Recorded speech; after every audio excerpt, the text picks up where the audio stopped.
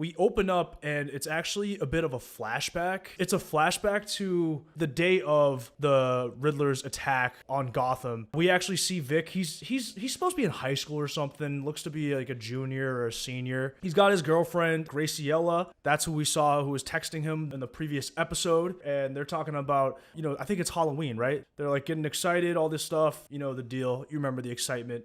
Vic goes back home and we see that he's got a loving mom who is very excited to see him. And then we see that he also has his dad in the picture as well. And he loves his son, but is a little bit worried about the company that his son is hanging out with. His dad's worried, but then Vic tells his dad, look, can you just chill the fuck out? Like, I'll be fine. I just want to be a kid and hang out with my friends. We also see that Vic is still stuttering too. So this stutter is a lifelong thing. The stammer was a good catch on your part. Like, it doesn't just happen when he's nervous. It also happens when he's just emotionally escalated in any way. And this was the Vic episode that we were waiting for. It shows that he's always had an ambitious streak, which is what links him up with Oz in the present, which we know about. See, he's got like a nice family background, but we do know that he's from Crown Point because that's where the explosion went down. And we know that's one of the most impoverished areas of Gotham, even before everything went down there. That's a good point that you make. He does say something to his dad where, hey, don't you want more? Don't you want more? You act like wanting more is a bad thing, but, I mean, don't you want a better life than this? So we see that Vic does have a bit of ambition. He's a nice kid, but he sees what's fair and he's not afraid to ask for more. So then we cut to that night. Vic is chilling with Graciela and he can see his apartment from here. And they're just kind of talking, chatting. And then it turns out that this is the same night, as we mentioned at the beginning of the stream, when the Riddler's attack takes place. All of the explosions happen along the seawall. And it's very brutal because Vic is on the rooftop, so he's safe, but he looks down and sees his entire family get wiped out. That is Vic's backstory, and that's where he's at right now. The flood from this angle, though, is horrific because when you're watching the Batman, you know about the flood, but we're in the Batman's perspective. So we're just like, well, yeah, some people are going to die, but the Batman's going to save who he can. But from this end, where we've already been grounded in Vic's character, is a whole different type of perspective, like especially knowing how badly he wants his family to be safe and the fact that he just dipped on his family. That is kind of fucked up when you think about it, that they don't have any idea any of this shit is happening, so it just comes out of nowhere. It honestly kind of reminds me of Spider-Man's origin story when he pretty much screws over his Uncle Ben, or at least like disses his Uncle Ben before he dies. Right, because isn't it one of the versions is like Ben goes out looking for him or something, and then he comes back, and yeah, it's tough. This basically happened, timeline-wise, 2 weeks ago from present day, and it's completely changed his life because now he has no family support. Yeah, I think the no family support, like this dude is essentially an orphan now, and even though he's 18, 19, and he's rolling with Oz as his primary influence, so we'll see what could go wrong here. I mean, 60 years ago, 2 Sicilian brothers jazzed all over the toe of that boot. Now I got 3 dozen falcons breathing down my neck. So then we jump to lunch, and they're having lunch at this fancy spot, and it's Oz and Vic is filling Oz in on what happened outside with the cop, and Oz is impressed that Vic thought so quickly on his feet. And when he finds out that the cop took the money, he's like, God damn, kid, he took all of it. And he starts laughing, and it's just like, motherfucker.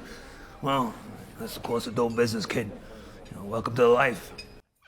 I fucking love Colin Farrell, dude. Then he just downs. He like takes a big swig of wine.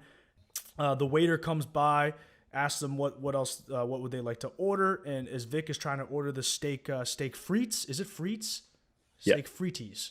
He's stuttering. He's a little bit nervous, and the waiter is a little bit impatient, tries to finish Vic's order for him, and this pisses Oz off, and he's like, hey, the man was speaking, let him finish. So it's an interesting moment. I mean, I think it's huge because this is where Oz comes in and you see the similarities between Oz and Vic again. We look at Oz, we take a look in the mirror on this one. He obviously has had to deal with his fair share of critique and ridicule from his own disabilities. When he sees somebody coming at Vic for something similar, he takes it almost as if they're coming for him, which is why when he goes after the waiter, like Oz is trying to tell Vic, you got to get a little dirty and you got to hustle to make it ahead. And playing by the rules doesn't always work for the people who started with less than everybody else. That's a good point. And also, one thing I forgot to mention is that over this lunch, Oz asks genuine questions to Vic about his family and stuff. Oz genuinely tells Vic, look, if your dad was here, he'd be proud of you. And it's funny, like you said, because he fucking means that shit, right? Like, Vic is a criminal at this point, but Oz is genuinely like, you've done good, kid. Like, you're a good kid. It's crazy. It is clear that Oz has been up against a lot of shit, and this is how Oz keeps himself coming back for more. It's like he's giving himself a pep talk when he tries to win Vic back over and goes at him hard. Vic is the closest thing to human connection he's really found in a while. I do think the purple Maz coming back into it, being the car that Vic also tried to nab the rims off of on day one, is an interesting callback too, because when Oz is critiquing him in that first episode, his main thing is like, geez, you were just trying to take the rims. Like, don't you have higher expectations for yourself? Don't you want to aim better than that? Right. And now he's taking the actual whip. So Vic pulls up, sees Graciela. She's about to board the bus, and he doesn't get out. And he just looks at her, and he's just tearing up because he knows that. And she's checking her phone, seeing if he's responding, but he knows that he's not going to go with her. And there's something about this town, this city, that's just pulling him back. And oh, this is so sick when it cuts from Vic. This shot of Vic that I'm scrolling through the live right now, but it's cutting through Vic directly to Oz. Like, yeah, it's a great contrast. Such a great shot. This show, man, this show is fucking awesome. Vic is returning back, and he sees them on their knees. Like, they're about to get executed at this point. And he guns it and fucking saves their lives, absolutely crushes one of the shooters, kills him, I'm guessing. And we hear some gunshots. Oz jumps in the vehicle. He's like, we gotta go, kid, we gotta go. Vic's like, what about Sophia? Oz is like, leave her, leave her. Fuck! Leave her! That's so fucking crazy. The leaving Sophia behind thing feels like it's going to come back to bite him. Right. I think that's probably not going to go off without a hitch.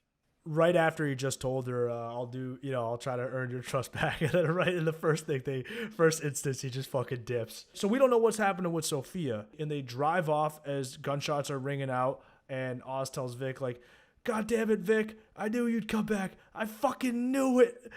This is some fucking balls. That was incredible, kid. Jesus, we're in it now, Vic. We're in it now.